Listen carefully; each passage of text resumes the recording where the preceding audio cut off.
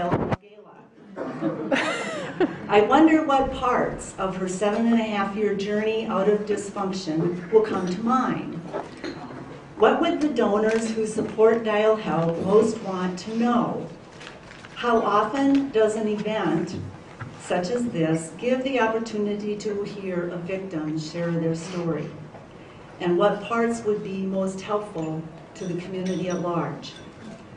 I have begun many speeches in my head, and when I recognize the lack of an audience, it fizzles out. So Beth, your audience is finally here. Please welcome Beth Jukuri.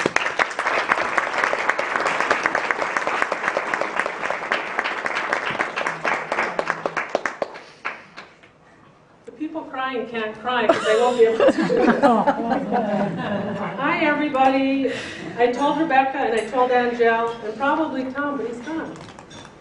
We know Tom's gone now. But anyway, I am not a public speaker. But here I am in the public, and I'm speaking. And I truly do not know what to say to you all. I hope you all did see the quilts out there. And in 2004, I found out my father was a pedophile. And then I found out in 24 hours that I was too a victim. I was 46 years old, and everything that I lived for 46 years was gone. It was a big illusion. And then here I was. I was in my life. And it didn't make sense, but I felt really okay because for the first time in my life, I made sense. Because I had all kinds of weird things about me that didn't make sense, but now they did once I understood the real story of my life, which was a mess. And I was in the community, I was on the school board, I was everywhere doing everything, and now my father's in the paper. And I had to go into the gas station where my husband had just been from to fill out my little mail cart because I'm a mail lady, and he said, some guys at the table were reading this paper and said, look at that sick man. And my husband said, that's my father-in-law. And he came home and told me, and then I said, well, perfect, my car's on empty now, I get to go in there. And so I was at that gas pump and I was pumping the gas, and I just looked to the sky and I said, you will not define me. Didn't know what that meant, but I knew I couldn't. If I lived, I couldn't hide. They're bawling again. I had 4 children. I had a life. My husband wasn't going to be uprooted. My first thing to do was to run and hide, to go anywhere so nobody would know me.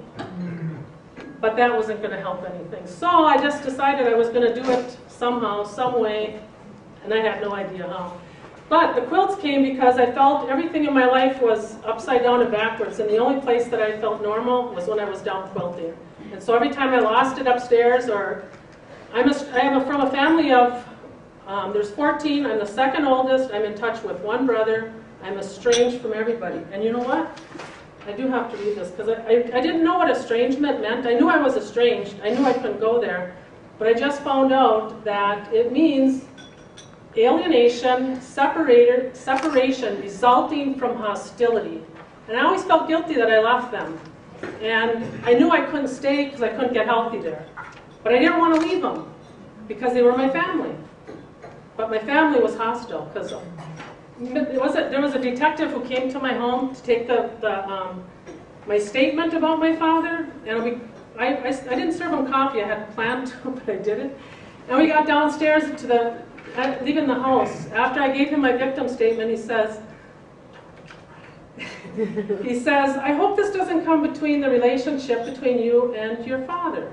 I said, guess what, Mr. Detective Man? I'm sorry, it wasn't Tom Rosemurgy. And I said, if you give me one common denominator between a pedophile and a father, you're in. Just one. I don't need 2. I need 1. You give me one, buddy, and I'll hang on to it. Because to this point, I have found not one common denominator between a pedophile and a father. I'll keep that father if you can tell me what. He couldn't. Never heard from the man, and now Tom Rosemurgy's in. Much nicer of a detective. And him and I are kind of working a little bit together, and I don't really blame well, as a victim, I know this service that Dial Help provides is extremely important. But I had told Rebecca, I think if your sign said dial hope instead of dial help, we probably would walk through the door kind of a little bit happier. Maybe, you know, because everybody would know you're looking for help.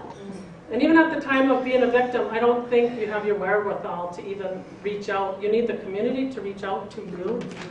And what we're starting at Dial Help, I went to Tom Roseberg, he sends me on the way. Before I know it, I'm a volunteer at Dial Help. I don't even know how I'm there. And now we're going to start a group in the community called WIND, which is Women in New Directions. And what we're looking to do is to have, you know, if you get a room full of victims together, we have nobody to rise up to or to look ahead and say, I'm going there, I want to be heard. You're all sitting there, we're all in a rough shape, we're in a leaky boat and there's nobody there steering it, that ain't going to help us. And in my quilt group, when I did the quilting, my people ladies didn't really know that they were being mentors to me. But we had people in there that were all different walks of life, and they accepted me in my wild quilts. When you look at the beginning, I don't even know what I was doing, but they made sense to me somehow, some way, and I would do them. And they do patchwork. If you've ever been to a quilt show, my quilts do not look like quilts. And when I hung them at the quilt show, I used to go bring them there, and then I'd go to work, and I would never see them there. And then I went one day, and I'm like, oh my God, I'm making you guys hang here with all these, and you're just strange. You're misfits. You don't even match here. Then I thought, well, they're just like me. That's okay. We'll be all right.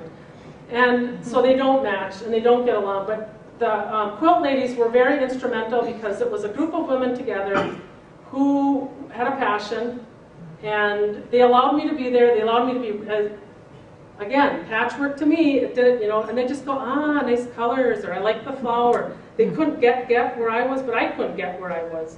And so they allowed me to go. And if you look at my quilts, it's a little sliver, a little lady, and then she grows bigger and bigger. And up over the top, you can see that lady really owns herself. And I used to love my lady. I loved my lady when she was like this. She had no hair. I'm like, I love that lady. Well, it took me a long time to realize that I was falling in love with me. And that lady that you see there is me. And I'm following the lady, and I don't know where this lady is going. I didn't know she was going to be a public speaker. I didn't know that she was going to be any of this, but this is my route out.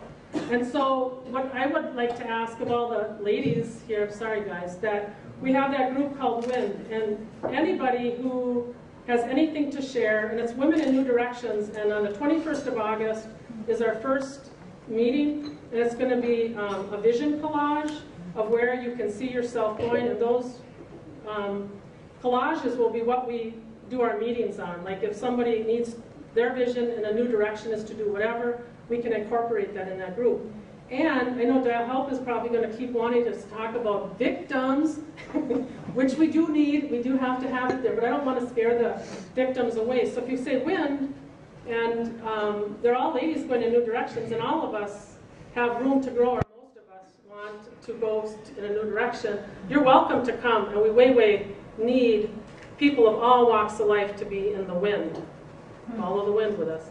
And so if anyone has any questions, because I did not prepare a speech because I'm not a public speaker, but I'm way open to any questions about being a victim of child abuse.